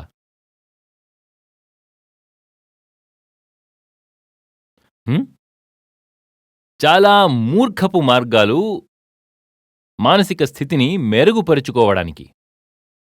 నీ బేబ్ మూడు బాగలేకపోతే ఒక నెక్లెస్ గిఫ్ట్ ఇచ్చేస్తావు కదా. తను నీ భార్య లేదా ఏదైనా వస్తువా నెక్లెస్ చూపించి కొనేయడానికి? మూడ్. ఆచార్య గారు, దానికి చాలా సరళమైన మార్గం ఉంది. అదేంటంటే, మీ భార్యకు ఏదైనా ఇవ్వాలనుకుంటే ముందుగా మీరు మీలో మార్పు చూసుకోవాలి. ఇవి చాలా చౌకైన మార్గాలు. వివాహాలపై ఖర్చు చేయడం ద్వారా మనం నిజమైన పనిని చేయకుండా తప్పించుకుని వెళ్ళిపోతున్నాము. నిజమైన జీవితాన్ని జీవించడం అనేది నిజమైన ఉత్సవం మన జీవితంలో ఉండదు. మనం నకిలీ ఉత్సవాలు జరుపుకుంటాము. అందుకే షేర్లు వాళ్లకు దొరుకుతుంది. కాబట్టి మనం లోపల బాధపడుతున్నా అయినా బయట ఆడంబరంగా జరుపుకుంటాము. ఇలా చేయడం వల్ల ఏమి లాభం? నిజమైన ఉత్సవం జరుపుకోండి. జీవితాన్ని ఉత్సవంగా మార్చుకోండి. అప్పుడు ఎదగండి. మీ పరిమితులను అధిగమించండి. అప్పుడు మీరు ఉత్సవం జరుపుకోవడానికి అర్హులవుతారు. చాలామందికి ఉత్సవం జరుపుకోవడానికి అర్హత ఉండదు. కాబట్టి నకిలీ ఉత్సవాలను జరుపుకుంటారు. నిజమైన ఉత్సవం జరుపుకోండి. జీవితంలో పోరాడండి. మీ బంధాలను తెంచుకోండి. అప్పుడు మీరు జరుపుకోవడానికి అర్హులవుతారు. అప్పుడు ఇద్దరు యువకులను కలిపి వివాహం చేయడం అనేది పెద్ద ఉత్సవం కాదు. ఇది ప్రకృతిలో సహజంగా జరిగే ప్రక్రియ. చిన్న చిన్న జీవులు కూడా ఇదే చేస్తాయి. అప్పుడు ఇందులో మీరేమి చేశారు? ప్రత్యేకంగా ఏం చేశారు చెప్పండి. జీవితంలో ఏదైనా ప్రత్యేకమైన పని చేసి అప్పుడు జరుపుకోండి ఉత్సవం. లేదా కనీసం ప్రయత్నించండి. మనం చాలా ఆలస్యంతో జీవిస్తున్నాం, భయంతో జీవిస్తున్నాం మరియు నకిలీ ఉత్సవాలు జరుపుకుంటున్నాము. Even efforts are worthy of celebration. మేం ప్రయాసం కూడా పడము. మేము పూర్తిగా ఆలస్యంతో జీవిస్తున్నాము, భయంతో జీవిస్తున్నాము మరియు నకిలీ ఉత్సవాలు జరుపుకుంటున్నాము. ఓకే. నేనే క్వెషన్ అడుగుతాను.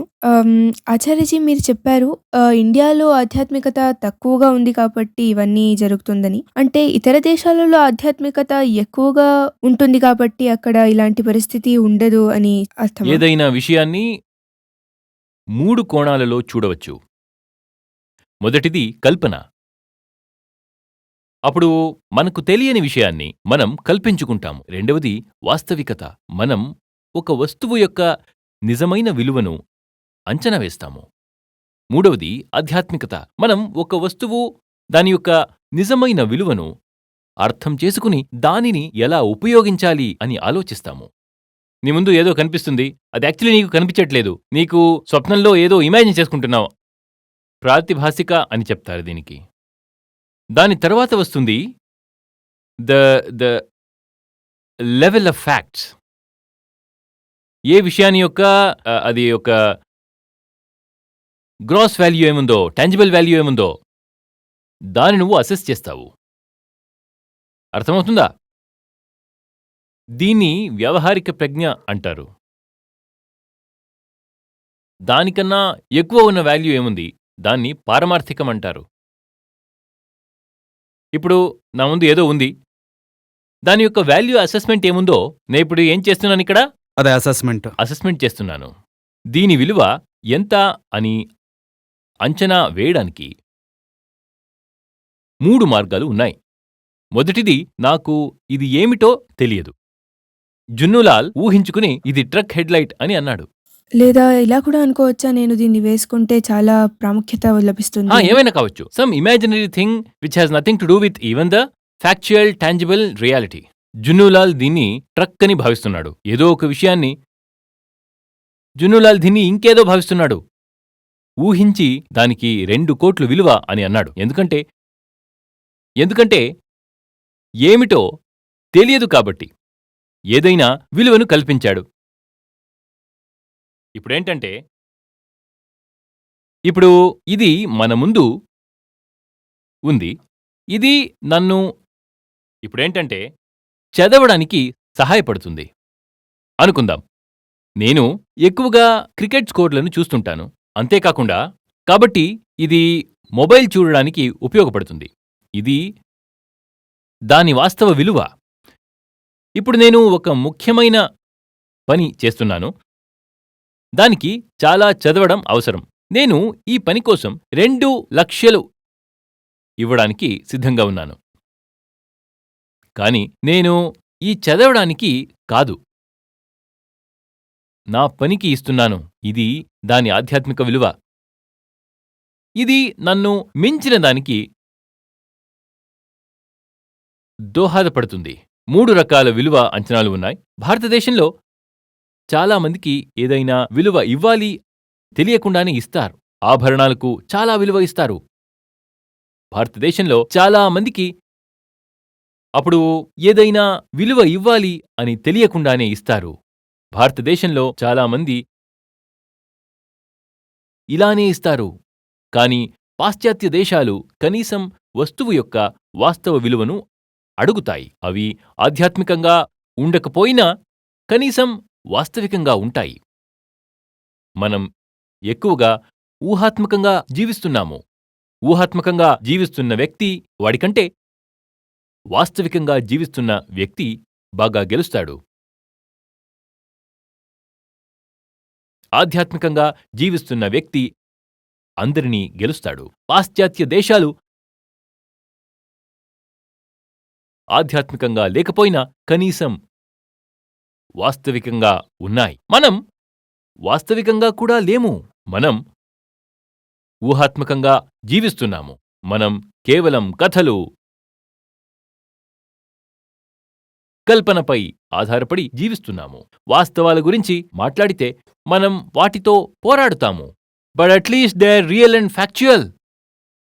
We are living mostly imaginary life. మనం ఊహాత్మకంగా జీవిస్తున్నాము. మనం కథలు, కానీ వాళ్ళు ఫ్యాక్చువల్ జీవితం జీవిస్తున్నారు. ఎవరు స్పిరిచువల్ జీవితం జీవిస్తున్నారో వాళ్ళు గెలుస్తారు. వెస్ట్ స్పిరిచువల్ కాదు, కానీ అట్లీస్ట్ ఫ్యాక్చువల్. మేం ఫ్యాక్చువల్ కూడా కాము కదా. మన అన్ని కథలు దీని మీదే ఆధారపడి ఉంటాయి. అంటే కల్పన అని. ఎవరైనా ఫ్యాక్చువల్ మాట మాట్లాడితే వాళ్ళ మీద గొడవ పడతాం. అంటే ఇది ఫ్యాక్చువల్ విలువ లేదు అని.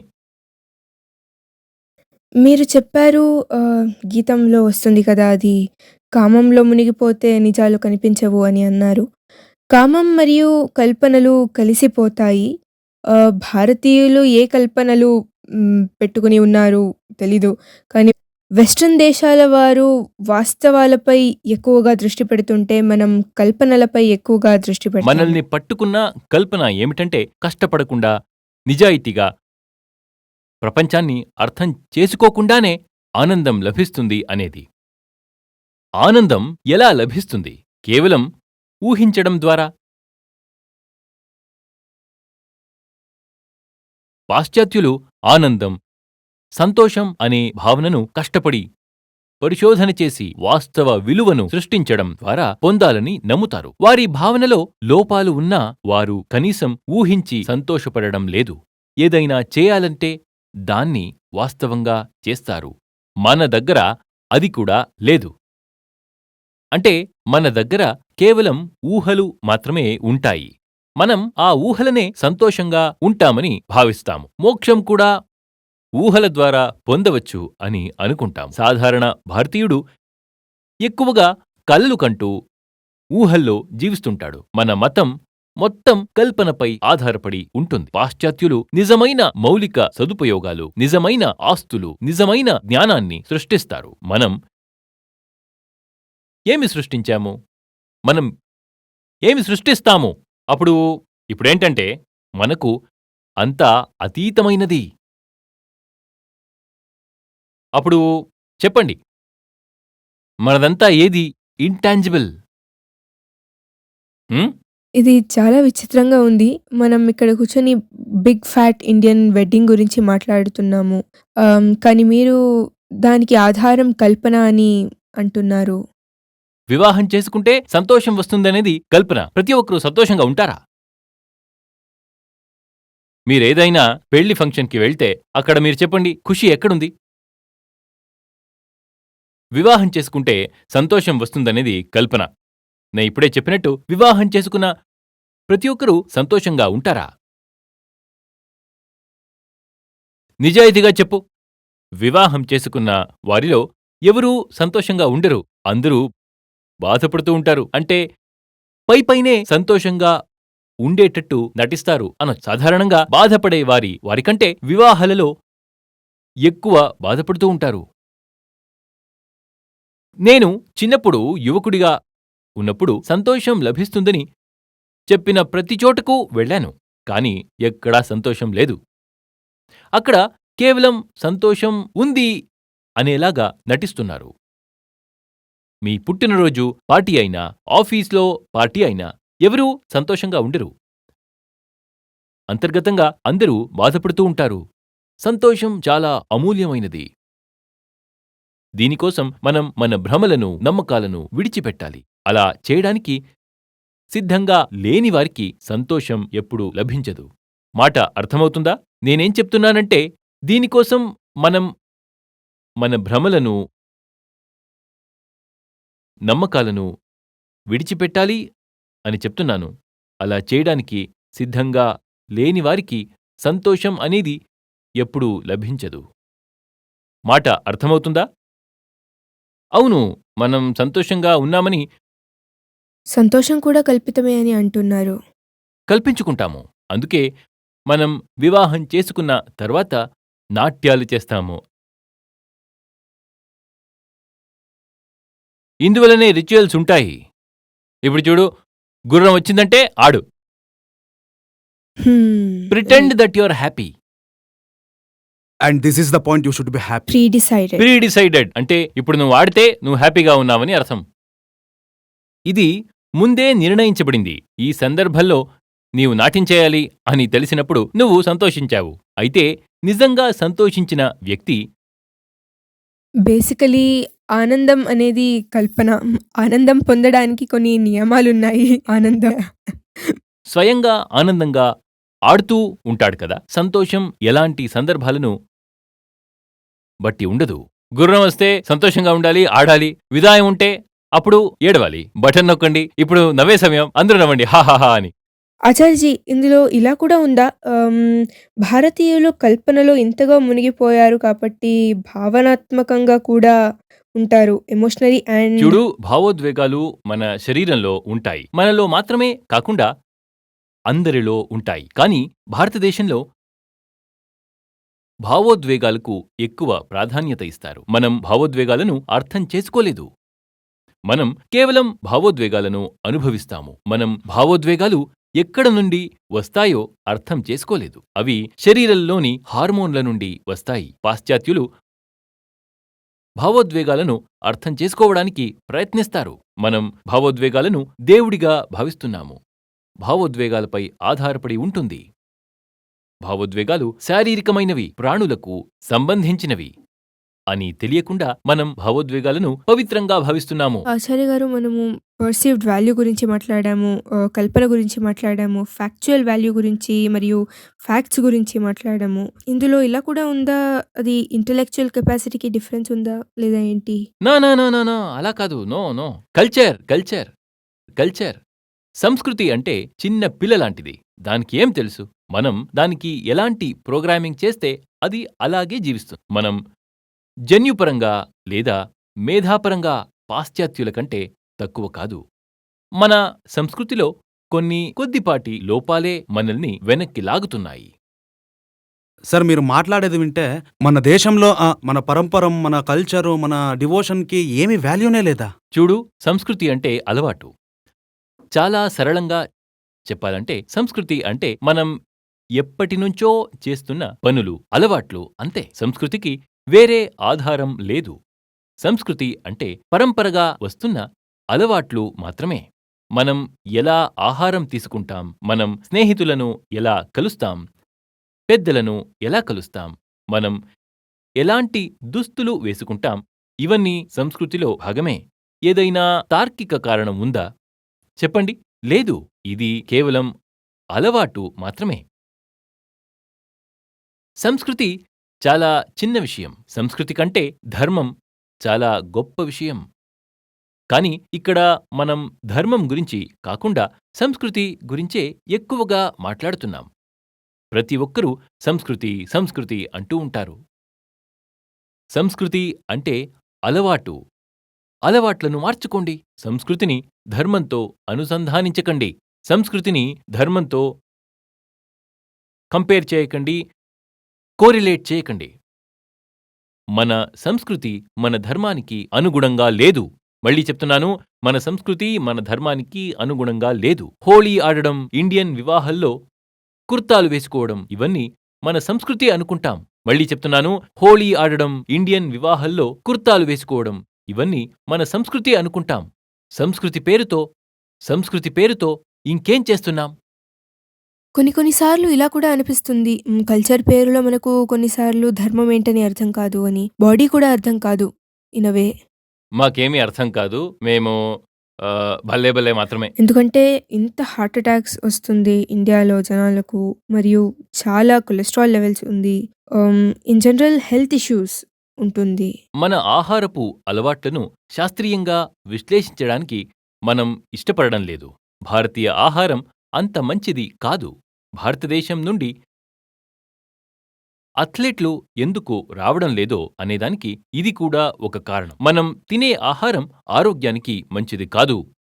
మీకు తినమనే చెప్పే తిండి, మా థాలీ ఏముందో అది అందులో ఏమీ లేదు స్వాస్థ్యంగా ఉండడానికి. కానీ నేను కొంచెం డిస్ట్రాక్ట్ అవుతా ఉన్నాను. జనాలు చెప్తారు ఇండియాలో నాన్ వెజ్ తినరు, అందుకే వాళ్ళ హెల్దీ డయట్ ఉండదు, స్టేబుల్ డయట్ ఉండదు. ఎవరు నాన్ వెజ్ తినరు? 80% మంది తింటున్నారు.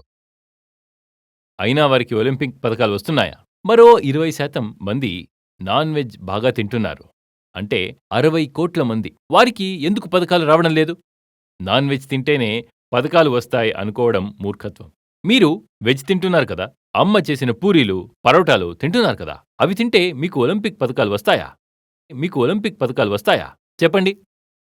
అరే, మీరు వెజ్ కూడా తింటున్నారు కదా, మీరు తింటున్నారు పూరీలు, అమ్మ చేసిన పరోటాలు, అవి తింటే మీకు ఒలింపిక్ పథకాలు వస్తాయా? చెప్పండి మీరే. ఇదంతా ఒక పాయింట్‌లో కనెక్ట్ అవుతుంది. ఎందుకంటే జనరల్లీ జనాలు ఏమనుకుంటారంటే మనకు ఒలింపిక్స్ మెడల్ రావకపోవడానికి కారణం ఇన్‌ఫ్రాస్ట్రక్చర్ అని. ఇండియాలో ఇన్‌ఫ్రాస్ట్రక్చర్ అంత బాగాలేదు. మౌలిక సదుపాయాల కోసం డబ్బు అవసరం. వివాహాలకు ఖర్చు చేసే డబ్బుతో స్టేడియంలు కట్టవచ్చు. మనం స్టేడియంల కంటే బ్యాంక్వెట్ హాల్కు ప్రాధాన్యత ఇస్తున్నాం. రోడ్లను మరమ్మతు చేయకుండా వివాహాలకు ఖర్చు చేస్తున్నాం. ఇలా చేస్తే ఎలా అభివృద్ధి చెందుతాం చెప్పండి మీరే. పెళ్లి చేయడం కోసం షామియానా వేయడానికి రోడ్ని తవ్వేస్తున్నాం. అక్కడ ఇలా చేయడం వల్ల రోడ్డు ఎలా సరిగా ఉంటుంది చెప్పండి. స్టేడియంల కంటే బ్యాంక్వెట్ హాల్కు ప్రాధాన్యత ఇస్తున్నాం. నేను అప్పుడే చెప్పినట్టు రోడ్లను మరమ్మతు చేయకుండా వివాహాలకు ఖర్చు చేస్తున్నాం. ఇలా చేస్తే ఎలా అభివృద్ధి చెందుతాం మీరే చెప్పండి.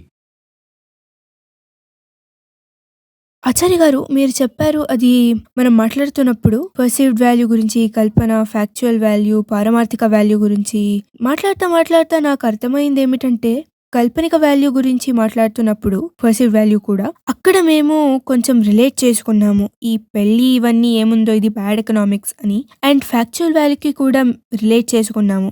కంపారిటివ్లీ రిలేటివ్లీ గుడ్ ఎకనామిక్స్, మీరు మంచి జాగాల్లో ఇన్వెస్ట్ చేస్తున్నారు అని. ఇప్పుడు ఈ పారమార్థిక వాల్యూ ఏముందో ఏమైనా కాంట్రిబ్యూషన్ రిలేషన్ ఉందా ఎకనామిక్స్లో? నువ్వు చాలా ముందుకు వెళ్ళిపోయావు. ఇక్కడ ఆర్థిక పరిస్థితి ఎలా ఉంది అనేది కాకుండా ఆర్థిక కూడా మానవ జీవితానికి ఒక సాధన మాత్రమే అని ఆలోచించాలి. డబ్బు కోసం డబ్బు అవసరం లేదు. కల్పిత స్థాయిలో జీవిస్తున్న వ్యక్తి డబ్బు విలువను అర్థం చేసుకోడు. వాస్తవ స్థాయిలో జీవిస్తున్న వ్యక్తి డబ్బును సంపాదిస్తాడు.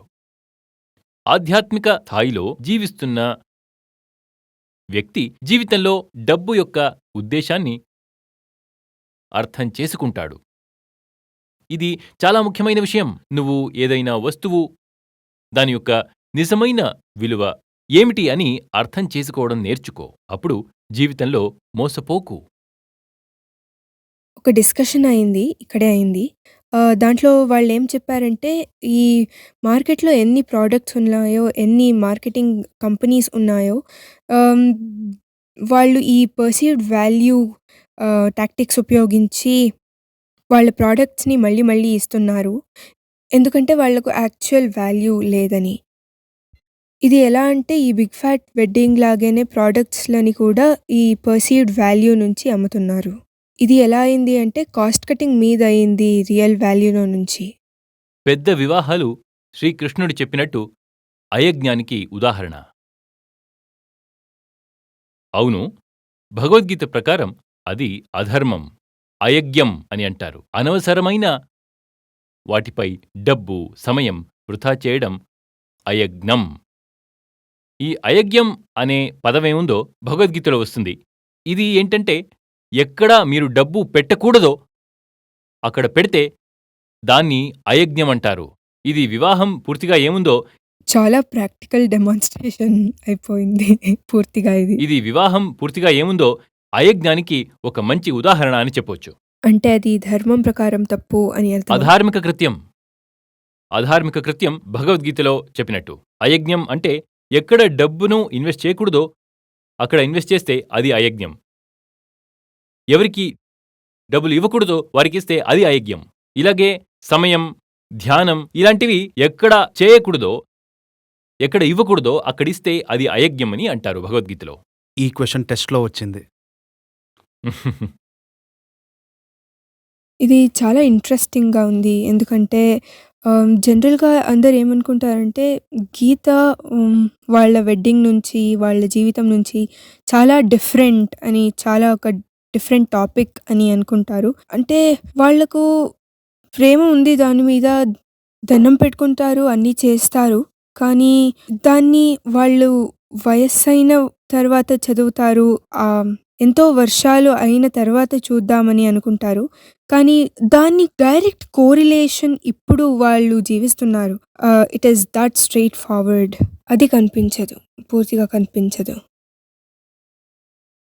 నేను అనుకున్నాను పెళ్లి గురించి మాట్లాడదామంటే మీరైతే ఎకనామిక్స్ మళ్ళీ స్పిరిచువాలిటీ గురించే ఆ టాపిక్ ఎత్తుకున్నారు.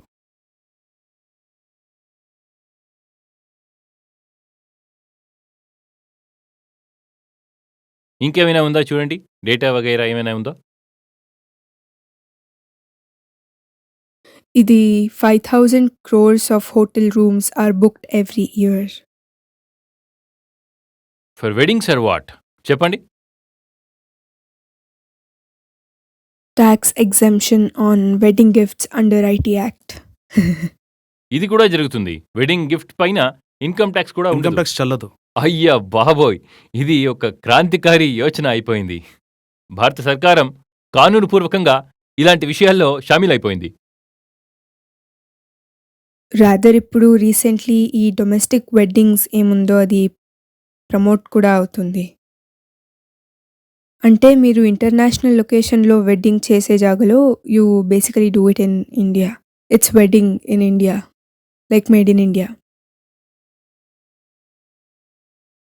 క్లైమేట్ రిలేటెడ్ డేటా కోసం మన దగ్గర ఒక ఇంపార్టెంట్ డేటా ఉంది.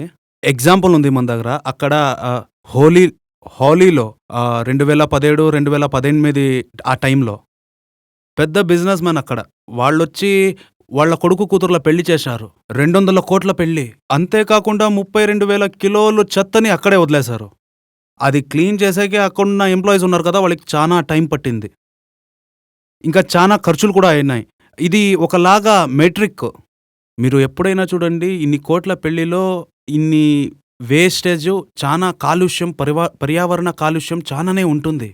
So basically every wedding has a carbon footprint to it and which is never counted on it so basically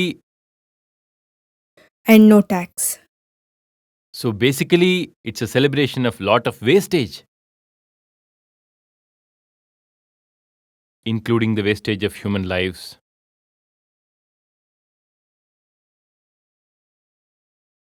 ఈ యొక్క డేటా పాయింట్స్ కూడా ఉంది. 1 ఇయర్‌లో ఆల్మోస్ట్ 1 crore వెడ్డింగ్స్ అవుతుంది అని. చేస్తారు, చేయకుండా ఇంకేం చేస్తారు. అండ్ ఇది ఈవెన్ చిన్న చిన్న నగరాల్లో కూడా లైబ్రరీ ఉండదు, జిమ్ ఉండదు, కానీ స్పోర్ట్స్కి ఏమీ ఉండదు, కానీ బ్యాంక్వెట్ హాల్స్ సాల్గా ఉంటుంది. ఇది భారతదేశపు దుర్దశ. స్కూళ్ళల్లో కూడా పెళ్ళవుతుంది కదా. స్కూల్లో కూడా పెళ్లిళ్ళు అవుతూ ఉంటుంది. ఆ స్కూల్ బస్సెస్ ఏముంటుందో అది స్కూల్ బస్సెస్ని పెళ్లి సంబరాలకు వాడుకుంటూ ఉంటారు. ఆలోచించండి, ఒక చిన్న నగరం ఉంది, అందులో స్పోర్ట్స్ ఫెసిలిటీస్ లేదు, లైబ్రరీస్ లేవు, ఎలాంటి మంచి ఇన్ఫ్రాస్ట్రక్చర్స్ కూడా ఉండవు, కానీ బ్యాంక్వెట్ హాల్స్ మాత్రం సాల్గా ఉంటాయి. రాదర్ ఈ బిజినెస్ మన్ ఎవరుంటారో వాళ్ళతో ఈ క్యాపిటలీ అయిపోతుంది. న్యూరేటివ్ ఆప్షన్ ఉంటుంది. బేసికలీ ఇలా ఫట్ అనే అయిపోతుంది. నేను కొన్నిసార్లు బుక్స్ మార్కెటింగ్ చూశాను. ప్రతి నగరంలో కూడా ఉంటుంది. ఒక కాలేజ్ ఉంది పశ్చిమ ఉత్తరప్రదేశ్లో. నాకు ఆ కళాశాల యజమాని కాస్త బాగా తెలుసు. ఆయన ఎప్పుడూ చర్చ చేస్తూ ఉంటారు, కాలేజ్ నడపడం కష్టంగా ఉందని బ్యాంక్వెట్ హాల్గా మార్చేద్దామని చెప్తూ ఉంటారు. మీకు కూడా తెలిసి ఉండింది ఆ కాలేజ్ గురించి. చెప్తారు, కాలేజ్ నడవట్లేదు, దాన్ని బ్యాంక్వెట్ హాల్గా మార్చేస్తాను అని. దాంట్లో ట్రస్టీలు కూడా పెళ్లి చేసుకున్నారు.